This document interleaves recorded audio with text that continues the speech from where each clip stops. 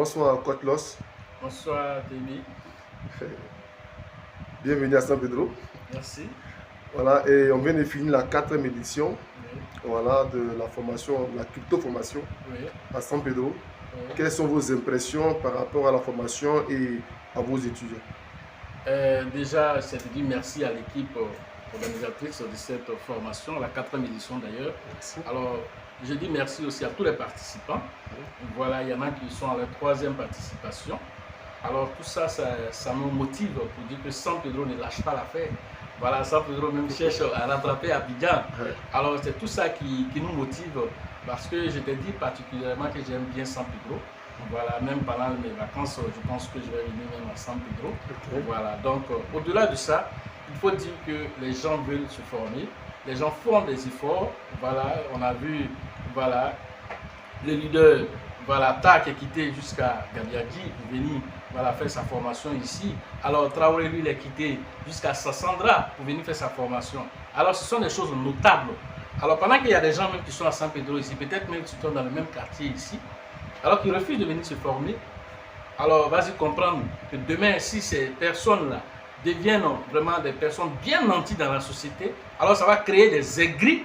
Alors ce temps que lui il a pris, laisser sa famille, venir se former, vous pensez qu'il n'a pas envie de rester à côté de sa femme? Mais il vient chercher la connaissance, cette connaissance-là qu'il va capitaliser.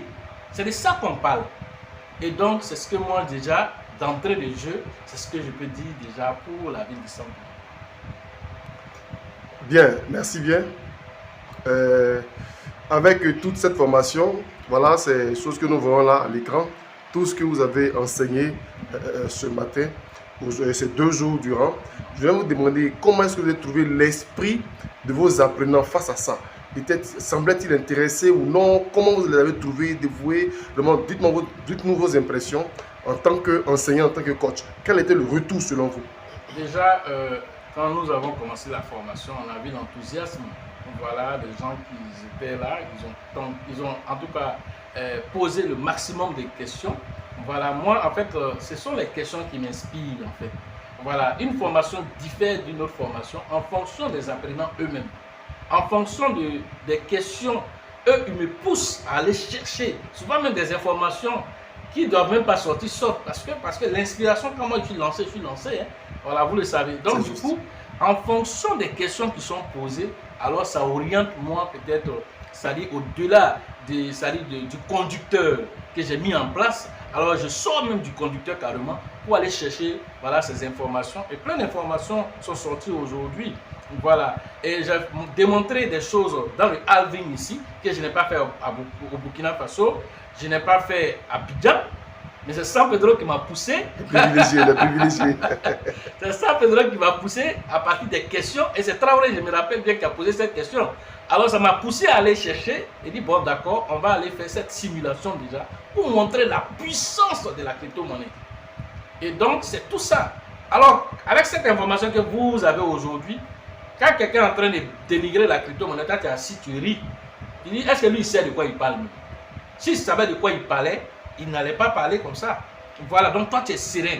Tout ce que toi tu pries Dieu là, Dieu donne-moi beaucoup plus d'ailleurs, il a frappé fort. C'est de ça qu'il s'agit. Voilà, donc tout est lié à, comment on appelle, à la personne. Voilà, lui-même qui est en face, qui pose les questions. Alors, j'avais voulu m'étendre même sur d'autres aspects. Voilà, le temps a un peu manqué, mais je profite ici un temps soit peu pour donner quelques brides d'informations, voilà, à ce sujet concernant par exemple ce qu'on appelle le développement personnel, la loi de l'attraction. Alors tout ce que nous faisons aujourd'hui est lié à l'énergie que nous émettons. Alors l'énergie que tu reçois de moi, peut-être tu es assis quelque part là-bas aujourd'hui, tu es déprimé, tu es découragé, alors peut-être même tu as fait des investissements qui sont allés en brousse, on t'a dit, voilà, il faut déposer ici, ça va te donner tel pourcentage chaque mois, et tu as mis peut-être des millions, tu te sens aujourd'hui dérouté. Alors l'énergie que je t'envoie aujourd'hui, c'est l'énergie d'espoir, pour te dire qu'il y a un lendemain meilleur. Et ce lendemain meilleur aussi, il y a un sacrifice qui va avec. Alors c'est de venir à l'information. L'information, nous envoyons Mais toi, est-ce que tu es réceptif à cette information? Est-ce que tu as ouvert tes chakras pour recevoir cette information? Parce que si tu ne reçois pas l'information, alors l'information peut venir rôder autour de toi. C'est ton voisin qui va capter cette énergie-là et qui va capitaliser cela. C'est de ça qu'on parle. Alors cette loi, qui est une loi universelle de l'attraction, alors nous émettons cette énergie à travers nous-mêmes. C'est pourquoi souvent, même quand je finis de faire les vidéos, alors je suis épuisé. Parce que je donne le meilleur de moi. Voilà, vous avez vu déjà, quand on remonte un peu par rapport au Shiba aujourd'hui, vous avez vu dès le lancement du Shibarium, vous avez vu plein de personnes qui ont fait des vidéos alarmistes. Déjà, même quand tu vois le titre, même là, tu n'as même plus envie de regarder. Alors, j'ai reçu pas mal d'appels concernant le Shibarium. Est-ce que le Shiba vraiment... tout le monde dit, voilà, il est parti en brousse, on a beaucoup attendu. Alors, qu'est-ce que tu en penses? Alors, je ne pouvais pas répondre à chacun. Alors, j'ai fait une vidéo. Alors, quand vous allez partir regarder ma vidéo, par rapport aux différentes vidéos qui circulent sur les net, vous allez voir une nette différence. C'est cela. Et donc, ça démontre de l'expérience. Et je suis allé même chercher les informations depuis la création du Shiba jusqu'à aujourd'hui pour dire aux uns et aux autres, les gars, il y a enseignant et puis enseignant. C'est clair. C'est de ça qu'il s'agit. On ne vient pas dans un projet pour être simplement relateur d'informations. Tu relates l'information, tu ne sais pas qu'il y a des gens qui te suivent. Donc dès qu'on dit tu vas faire quelque chose, toi-même tu n'analyses pas d'abord. Tu prends l'information brute, tu vas donner aux gens brut. Alors lui aussi prend brut, il s'en met dans son forum brut et dans les gens brut. Si ça va jeter ça en brutement. Donc comment vous voulez que vraiment nous puissions nous en sortir si pour un oui, pour un non, on crée cette panique-là autour des différents investisseurs qui sont, on va dire, des investisseurs jeunes. Beaucoup de personnes qui investissent aujourd'hui n'ont même pas 2 ans d'expérience dans la crypto-monnaie. Ils sont novices. Voilà. En tant que quelqu'un de novice, il a payé ses Shiba, il a fait se débrouiller. À sa tête, il vient créer cette peur-là. En tant que le Shibarium a été lancé, tellement la Shiba Army est dévouée, ils ont bloqué le système. Ils ont bloqué le système parce que les unités de valeur qui avaient été allouées pour pouvoir gérer des flux de transactions en un mois, et ils ont fait ça en journée. Alors, combien de crypto-monnaies à leur lancement ont pu faire ça? Voilà l'information capitale qu'il fallait faire ressortir. Mais combien de personnes ont fait ressortir cette information? Ils se sont attardés sur le fait que la blockchain n'a pas fonctionné. Comme à quelque chose qui doit faire, on doit prendre ça pour gérer un mois, on fait ça en un jour. Toi, tu es magicien pour faire ça? Toi qui veux que ça marche, tu es magicien? Alors, c'est de ça qu'on parle. Donc, si tu es un détracteur, alors tu vas t'attarder sur le côté qui n'a pas marché, mais tu ne vas pas voir l'engouement. On met une salle à disposition, les gars, venez faire formation. Donc, bon, on sait que c'est des gens qui sont intéressés par la formation. Alors, cette formation, on a pris une salle qui peut contenir 200 personnes. Et on lance l'information. On fait assez de tapage médiatique. Quelqu'un vient nous dire, est-ce que 200 là, ça a suffi? Prenons une salle qui peut prendre 500 personnes. On s'en va, on augmente, on prend une salle de 500 personnes. Et le jour du lancement, on se retrouve avec 10 000 personnes, nom de Dieu. On prend qui pour laisser qui? Est-ce que le conférencier même pourra passer sa conférence avec les bruits, avec les gens qui vont venir, mais d'autres vont dire, même si je rentre, je ne m'assois pas là, je vais être arrêté simplement. Voilà ce qui s'est passé dans le Shibarium. Je vais vous faire cette imagerie là pour que vous arriviez à vous projeter avec ça. Voilà ce qui s'est passé. Donc, qu'est-ce qu'il faut faire maintenant? Il faut aller trouver une salle comme Palais des Sports maintenant pour pouvoir accueillir maintenant le Shiba pour une journée. Et il vous dit ça, c'est pour une journée. Fait une adaptation. Parce que ça là, après c'est Stade Félix Houphouët-Boigny. Après c'est Wembley maintenant on va remplir. C'est de ça qu'il s'agit. Voilà le Shiba où il est en train de partir. Il n'est pas simplement une crypto, mais c'est une crypto-nation. Alors c'est ce qu'on est en train de vous faire comprendre. Et donc vous devez aller lire le Shib Paper. On ne dit même plus le White Paper. Le Shiba appelle pour lui le Shib Paper. Vous devez lire cela pour comprendre la profondeur. On avait déjà fait un premier truc qu'on disait le Wolf Paper. Maintenant c'est le Shib Paper. Oui. Alors allez lire ce Shib Paper là. Et on va donner aussi l'occasion dans les prochaines vidéos là parce que c'est assez long. Voilà, pour que chacun puisse comprendre. Voilà ce que je pouvais déjà donner avant, donner comme information et dire aux uns aux autres d'être toujours positif. Alors vous qui avez vos différents portefeuilles, alors avant de vous coucher les matins, avant de vous coucher les soirs, alors prenez vos différents portefeuilles, projetez-vous. Mais comment on se projette avec ces portefeuilles? On se projette avec des idées positives. Bon d'accord, tu veux avoir combien le bull market prochain? Je vais avoir 10 000 $, c'est-à-dire je vais avoir 5 millions. Ok. mais c'est 5 millions. Suppose qu'on a mis 5 millions dans ta main, tout de suite, tu fais quoi avec ça?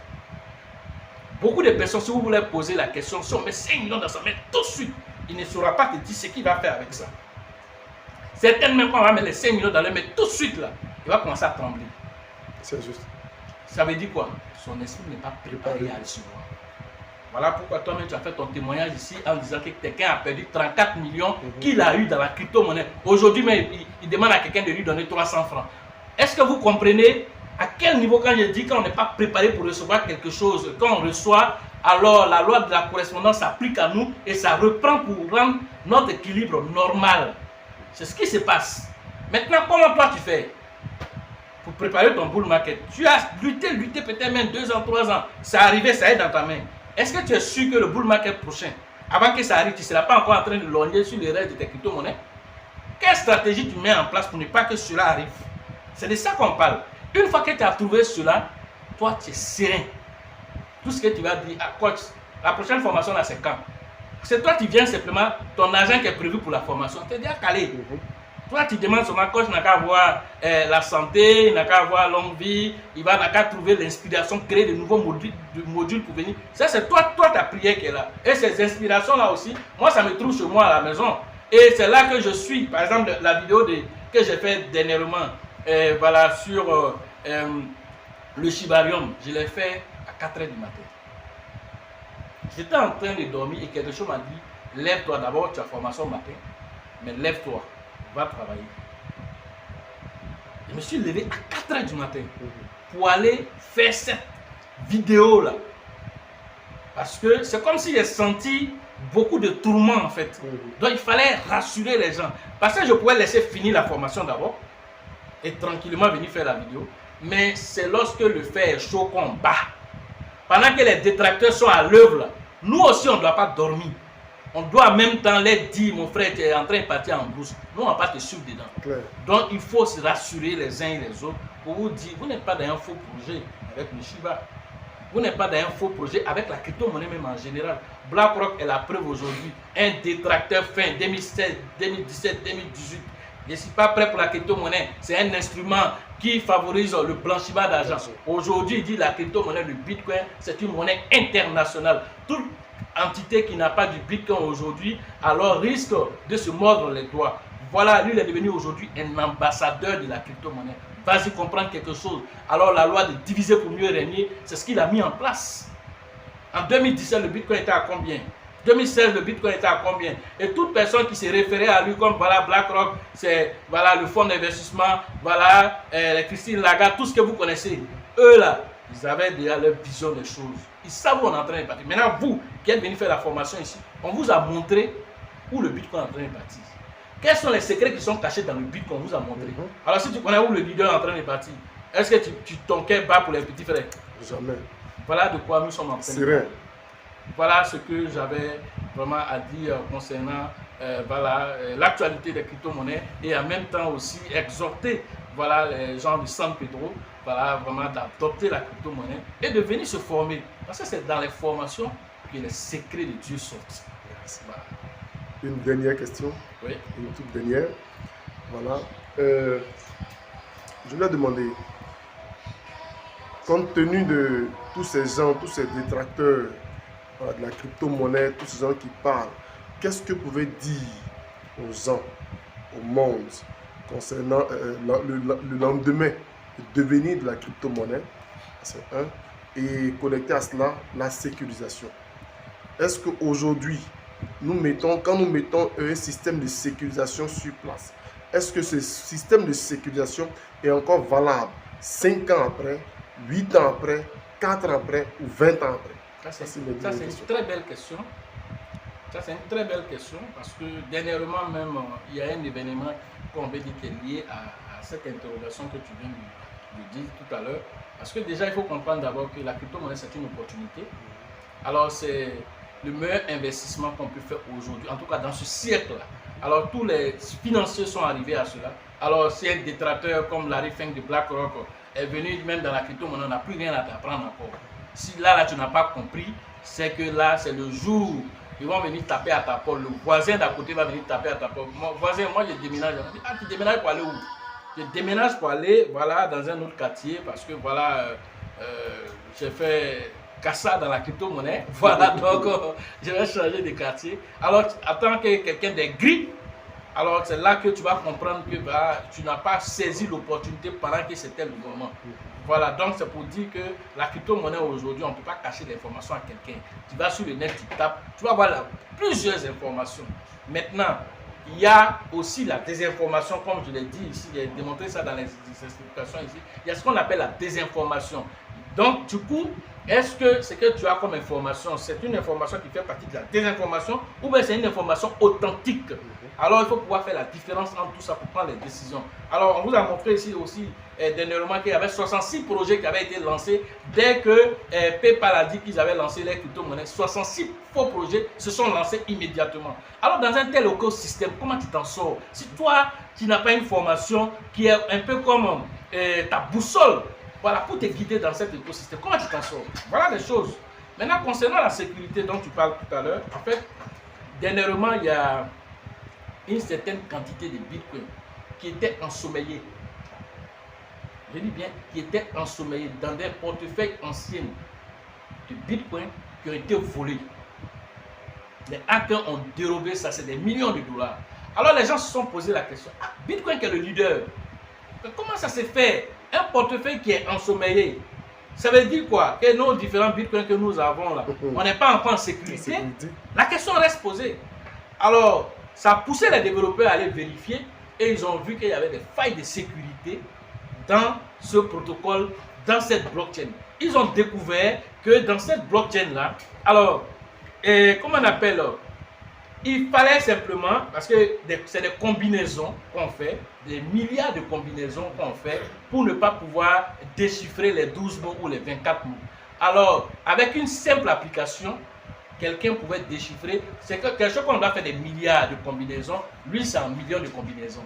Donc, en millions de combinaisons, ça, en quelques jours seulement, quelqu'un peut déchiffrer des 12 mots de sécurité. Et c'est ce qui s'est passé, c'est ce qui a fait qu'ils ont vidé le compte de ces personnes. Avec des gens de formation pareille, toi, tu vas te sentir à l'aise avec ton Trust Wallet ou bien quel portefeuille tu utilises là-bas. Tu as mis des crypto-monnaies, tu as fait une sécurisation il y a un an de cela, tu es assis à ça et puis tu es en train de te projeter pour 5 ans. Est-ce que tu es conscient? Est-ce que tu sais ce que tu es en train de faire?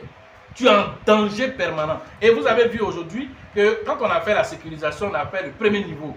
Il y a certains portefeuilles, par exemple celui de Sango, il n'y avait rien. Sécurisation avancée, premier niveau. Sécurisation avancée, premier niveau, là. Il n'y avait rien quand on a vérifié, tout.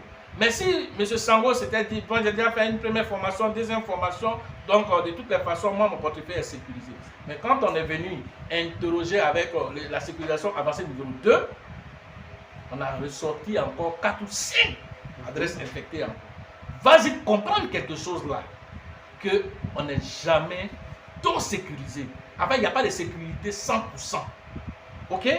Maintenant, quand on fait les mises à jour continuellement, alors c'est là que nous arrivons à nous en sortir. Je te parlais même de ça avec même ton téléphone qui est dans ta main.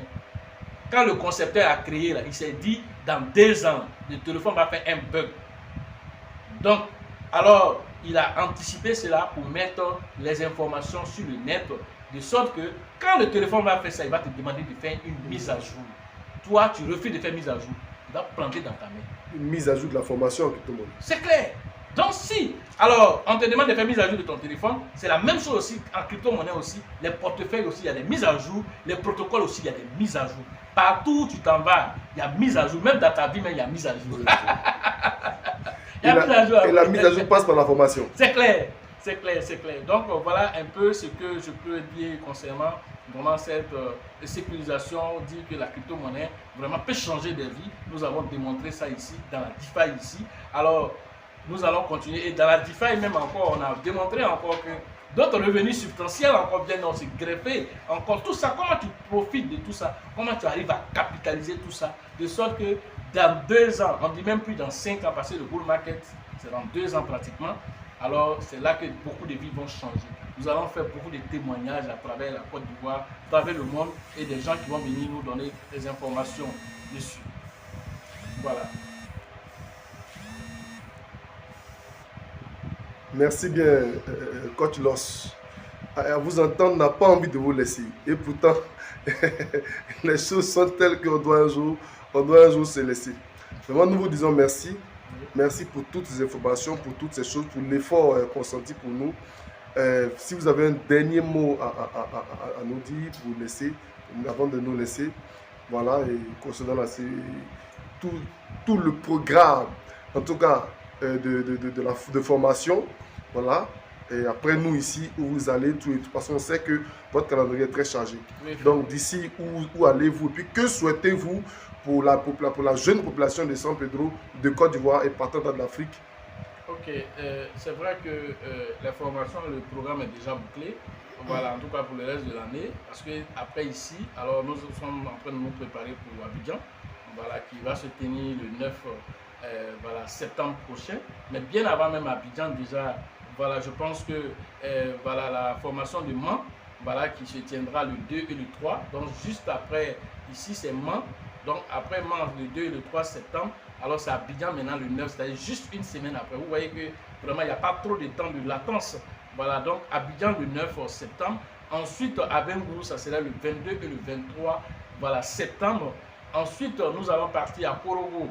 Voilà, et ça va se tenir cette fois-ci en octobre prochain au niveau de Korogo, qui sera le 7 et le 8 octobre prochain au niveau de Korogo. Après Korogo, maintenant, nous allons partir maintenant au Burkina, voilà, pour cette, je crois, 5e édition maintenant au niveau du Burkina. Alors ça va se tenir en novembre prochain.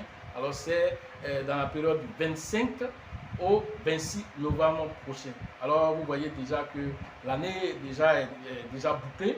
Voilà, donc tout ce que nous pouvons dire aujourd'hui aux gens, c'est que la crypto-monnaie, alors le bull market, qui est un moment assez important dans la crypto-monnaie, c'est ce qui est en train de venir. Alors cette chute de Bitcoin que nous constatons aujourd'hui, nous on est content de ça. C'est cela. Alors je vous dis que BlackRock même il est content de ça, parce que c'est là il est en train de ramasser.